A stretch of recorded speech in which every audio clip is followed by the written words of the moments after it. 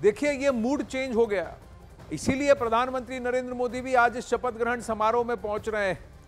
वहां क्या वो जनता को संबोधित करेंगे, देखने वाली बात होगी, क्योंकि आज मंच उस व्यक्ति का है जिसका आप प्लकार्ड हमारे स्क्रीन पर देख रहे हैं, नायब सिंह सैनी।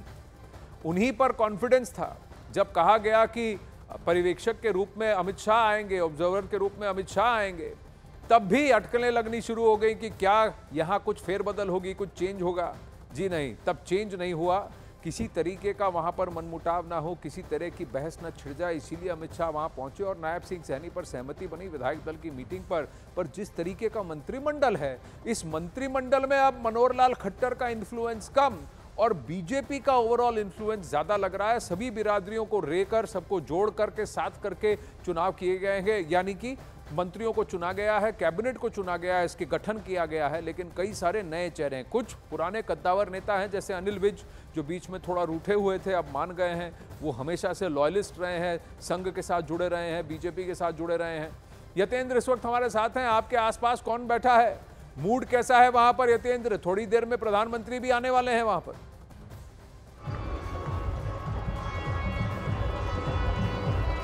बिल्कुल आनंद, थोड़ी देर में प्रधानमंत्री नरेंद्र मोदी यहां पर पहुंचने वाले हैं। उसके बाद शपथ ग्रहण समारोह शुरू होगा। मुख्यमंत्री सैनी पहुंच गए हैं, राज्यपाल बंडारू दत्तात्रेय यहां पर पहुंच गए और तमाम जो मंत्री पद की शपथ लेंगे, चाहे वो अरविंद शर्मा हो, विपुल गोयल, महिपाल डांडा, राव नरवीर सिंह, कृष्णलाल पवार, अनिल विज, ये सभी और पीछे नए चेहरों के तौर पर आप देख सकते हैं अरविंद शर्मा जो मंत्री की शपथ लेंगे, वो भी नया चेहरा है मंत्री पद के तौर पर। वहीं गौरव गौतम बड़ी अच्छी टक्कर देकर आए पलवल से, बहुत अच्छे वोटों से वो जीत कर आए, वो राज्य मंत्री का दर्जा उनको आज वो पहली बार विधायक बने, पहली बार ही मंत्री बनेंगे। ऐसी आरती राव इंद्रजीत की बेटी श्रुति चौधरी, ये सब वो नए चेहरे हैं जो मंत्रिमंडल में आज शपथ लेंगे। जहाँ तक मूड की बात है तो मैं पूरा माहौल आपको दिखा रहा हूँ कि किस तरह से पूरा पंडाल है वो खचाखच भरा हुआ है और दावा है कि 1 लाख से ज्यादा लोग यहाँ पर आए हुए हैं और केवल यही लोग ही नहीं, पूरा एनडीए की एकजुटता का भी एक मैसेज है। 31 घटक दल है जो उनके प्रतिनिधि यहाँ पर मौजूद हैं, उनके सीएम और डिप्टी सीएम, यानी कि एनडीए शासित राज्यों के सीएम और डिप्टी सीएम भी यहाँ पर मौजूद हैं। कई राज्यों के गवर्नर भी यहाँ पर विशेष तौर पर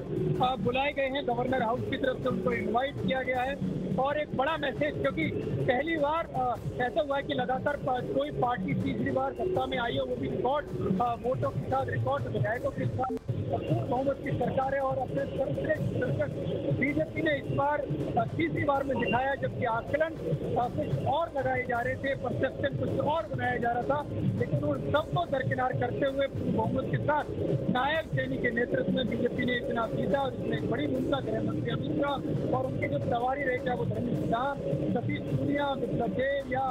सुरेंद्र नागर, और सबके साथ कंधे मिलाकर काम करने वाले आरएसएस और उनके स्वयंसेवक, ये एक रणनीति के तहत पूरा इस हरियाणा के चुनाव को एक तरह से किस तरह से पलट दिया, ये सबके सामने। और आज इसी वजह से भव्य आयोजन शपथ ग्रहण समारोह का किया जा रहा है। लाखों लोग इस शपथ ग्रहण समारोह में भाग लेने के लिए पंचकुला आए हैं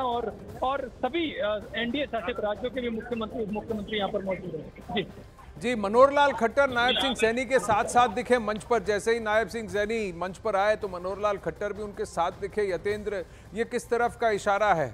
कहीं ना कहीं कहा जाता है कि एमएल खट्टर के खिलाफ काफ़ी वहाँ पर नाराज़गी थी, लेकिन अब भी कहीं ना कहीं उनका इन्फ्लुएंस है। जो नई सरकार है, जो नया मंत्रिमंडल है, उसमें उनका कितना इन्फ्लुएंस होगा?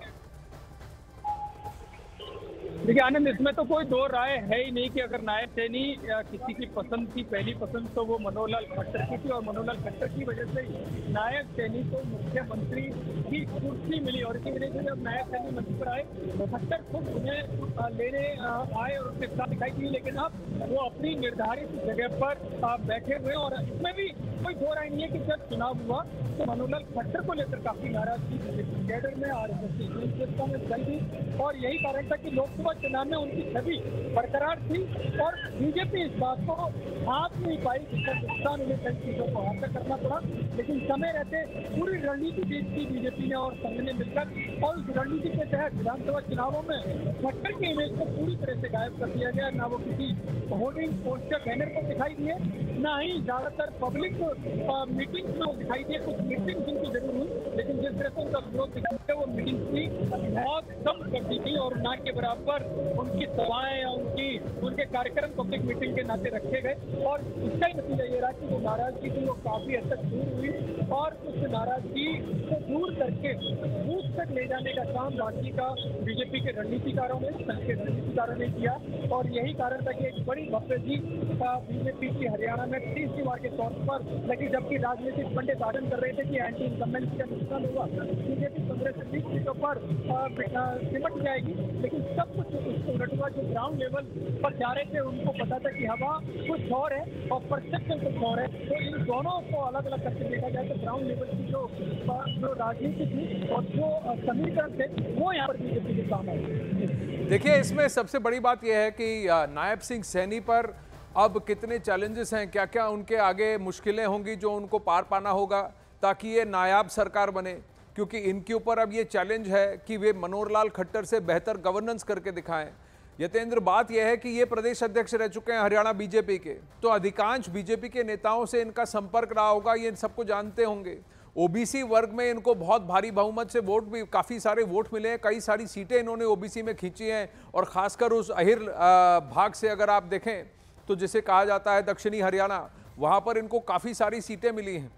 इनके आगे सबसे बड़ी चुनौतियाँ इस वक्त क्या होंगी और इन्हें क्या करना होगा?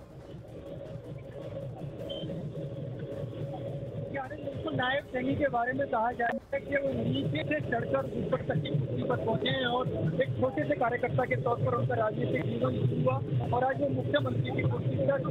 पहुंच गए। तो ऐसे में और प्रदेश सरकार की जैसी बड़ी भूमिका वो संगठन के प्रमुख के नाते निभा चुके, तो ऐसे में उनको पता है कि किस कार्यकर्ता को कितना सम्मान देना है, कितनी अहमियत देनी है और किस नेता की कितनी पकड़ है, ये इनको बखूबी पता है। उसी नेता के तौर पर, उसी चेहरे के तौर पर बीजेपी उनको लाई थी, जबकि इनको पता था कि जो एक बड़ा वर्ग है जाट वर्ग, वो बीजेपी के खाते में नहीं आएगा। तो ऐसे में दलित और ओबीसी और मिडिल कास्ट का एक कॉम्बिनेशन बनाना पड़ेगा और वो तभी हो सकता है जब नीचे के कार्यकर्ता को ऊपर ले जाए और नायब सैनी का चेहरा, नायब सैनी की शख्सियत सब पर फिट बैठते, क्योंकि नायब सैनी को बड़ा सीधा सरल शख्सियत वाला इंसान बताया जाता है। जब मुख्यमंत्री बनने के बाद उनकी शख्सियत में अंतर नहीं आया और ये सब विधानसभा चुनाव में देखने को मिला। वो खुद आम कार्यकर्ताओं के घर पर गए, उनके व्यवसाय प्रतिष्ठानों पर गए, वहाँ जाकर उन्होंने चाय की और नाराजगी को दूर करने का काम किया।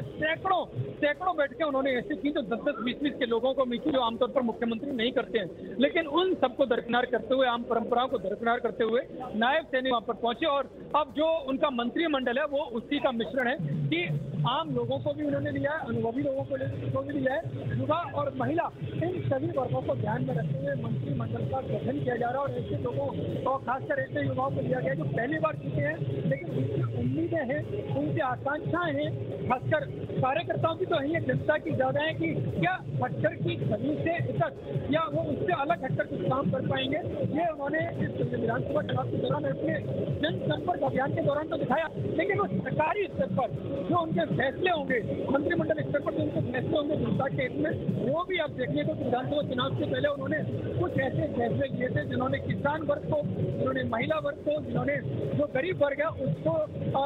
उत्साहित करने का काम किया, उनको अपनी तरफ आकर्षित करने का काम किया। लेकिन माना जा रहा था कि चुनावी मजबूरी थी, रेवड़ी बांटने की एक मजबूरी थी, सरकार लाने की। अब उनके सामने असली परीक्षा आएगी कि जब उनकी पूर्ण बहुमत की सरकार है और चैलेंजेस काफी है कि हरियाणा को किस तरह से देश के जो विकास पटल पर प्रधानमंत्री मोदी जी कहते हैं